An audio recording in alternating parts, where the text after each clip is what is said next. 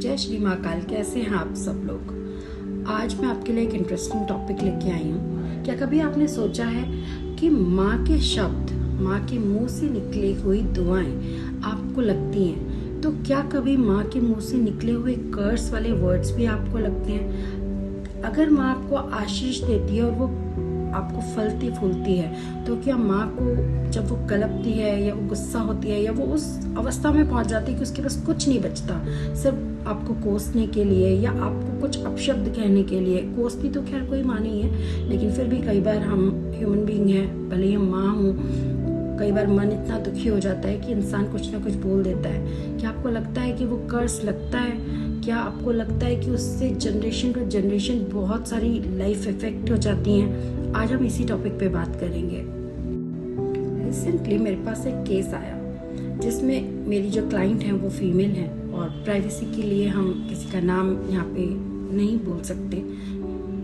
उनकी फैमिली में एक पैटर्न था कि लेडीज़ की हालत ना बहुत ख़राब थी। लेडीज़ के शरीर में बीमारी, रिलेशनशिप में खुश नहीं है, फिजिकल अब्यूज़ होता है, बच्चे जब पैदा होते हैं तो बहुत प्रॉब्लम से गुजरती हैं। उनकी जो वो मदरहुड होता है ना, वो बिल्कुल अच्छा नहीं होता। आपस में जो घर के और रिश्ते हैं उनमें भी कलह मची हुई है।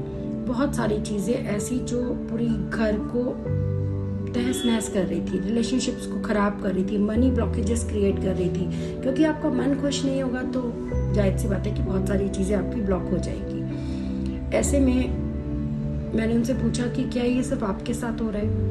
जब वो मेरे पास आई तो उन्होंने बोला कि नहीं, ऐसा सिर्फ मेरे साथ नहीं हो रहा, मेरी जो जेठानी है उनके साथ भी ऐसा हो रहा है। और जो मेरे घर, मतलब हमने ऐसा सुना है कि मेरी सास ने भी कुछ ऐसा ही झेला है। तब मुझे कुछ ऐसा लगा कि शायद ये पास्ट लाइफ से जुड़ा कुछ है। तो मैंने पास्ट लाइफ आकाशिक कुछ रीडिंग्स का यूज़ किया वहाँ पे, और हमने देखा कि एक पैटर्न हमारे सामने आया कि ये कर्स है। उनकी फैमिली में एक लेडी ने अपनी प्रेगनेंसी के दौरान, जब उनके साथ बहुत गलत हुआ उनके ससुराल में, तो उन्होंने अपनी कोख पे मुक्के मार मार के कर्ज किया, क्यों पैदा कर रही हूँ मैं, क्यों इस परिवार को मैं वारिस दे रही हूँ, ये इसके काबिल नहीं है, इनका नाश हो, इनका सत्यानाश हो। इस तरीके के शब्दों को उस वक्त बोला। उस वक्त मुक्के मार रही थी अपनी कोख पे, गुस्सा था, फ्रस्ट्रेशन थी।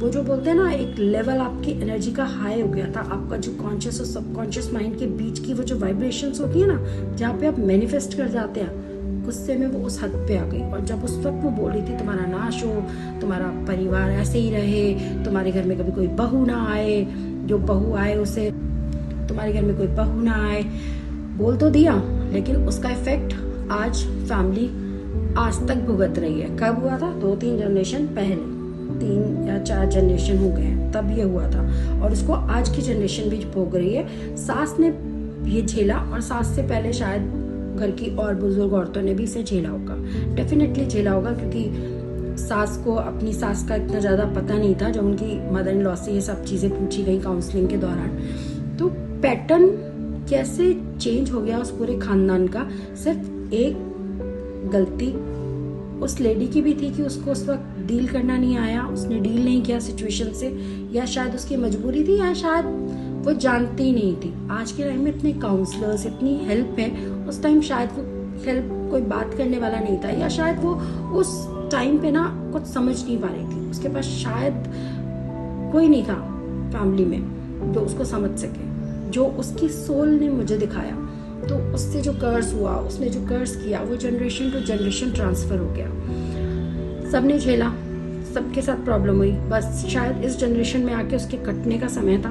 तो यहाँ पे वो हीलर्स के कांटेक्ट में, या हम लोगों के या और लोगों के कांटेक्ट में आई, और उसको अब हेल्प है उसमें काफ़ी हद तक। मैं सिर्फ यही कहना चाहती हूँ कि जिस वक्त आप प्रेग्नेंट होते हैं, आपके घर में बहुत सारी प्रॉब्लम्स होती हैं, प्लीज़ डील करना सीखिए।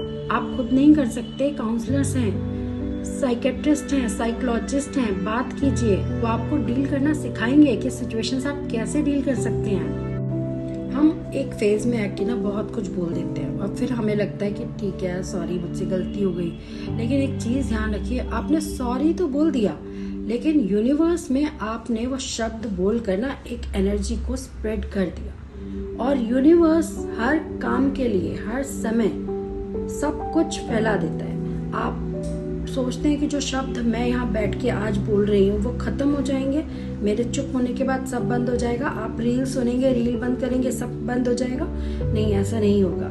वो शब्द घूमते रहेंगे, यूनिवर्स के अंदर घूमते रहेंगे और एक टाइम पे आके मैनिफेस्ट हो जाएंगे। क्योंकि एक तो वो बोले उस वाइब्रेशन पे गए हैं कि डेफिनेटली उन्होंने होना ही होना है पूरा। ऊपर से हमारे बड़े बुजुर्ग, आपको याद होगा, बोलते थे पहले सोचो समझो और फिर बोलो। वो ऐसे ही नहीं बोलते थे, उनमें हमसे ज्यादा ज्ञान था। आज हम पढ़े लिखे हैं तब हम समझते हैं कि वो हम कितने एजुकेटेड हैं, लेकिन वो तो कम पढ़े लिखे होके भी इतने हाईली एजुकेटेड थे। हमारे ऋषि मुनि इतनी सब चीजें बोलते थे, वो ऐसे ही नहीं बोलते थे, उनके पास इतना ज्ञान था।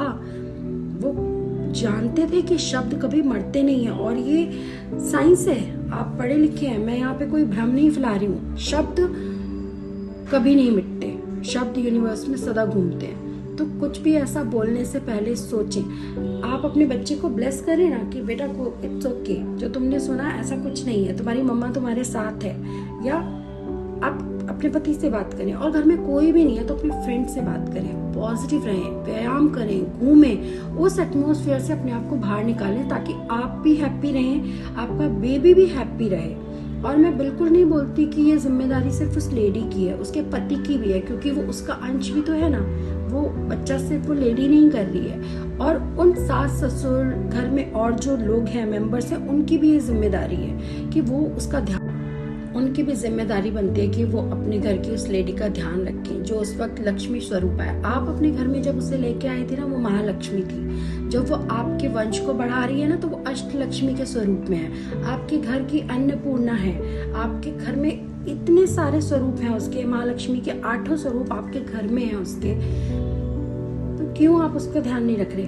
आपकी दी हुई प्रॉब्लम या कहीं से भी मिली हुई एक प्रॉब्लम जनरेशन टू जनरेशन जाके आपकी फैमिली को खराब कर सकती है, आपकी जो लीनेज है उसको खराब कर सकती है। तो बहुत अच्छा है कि उस वक्त उस लेडी के साथ बहुत प्यार और संयम से रहें, और उस लेडी को भी चाहिए जो प्रेग्नेंट है कि वो पॉजिटिव सोचे, पॉजिटिव लोगों के बीच में जाए, अच्छे लोगों से मिले जो उसको अच्छी बातें बताएं।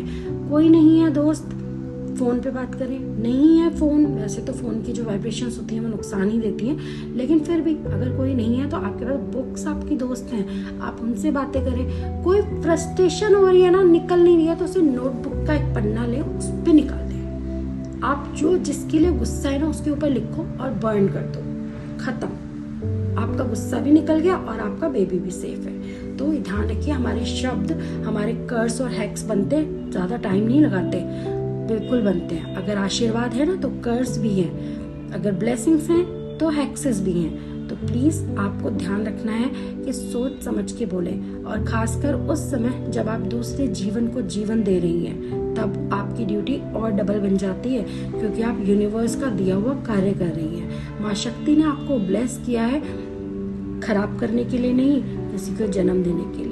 अगर आपको लगता है कि मैं सही बोल रही हूँ और आपको ये पसंद आई है रील, ये टॉपिक आपको पसंद आया, तो प्लीज लाइक करें, शेयर करें, और अगर आप किसी प्रॉब्लम से जूझ रहे हैं तो DM करें। Thank you.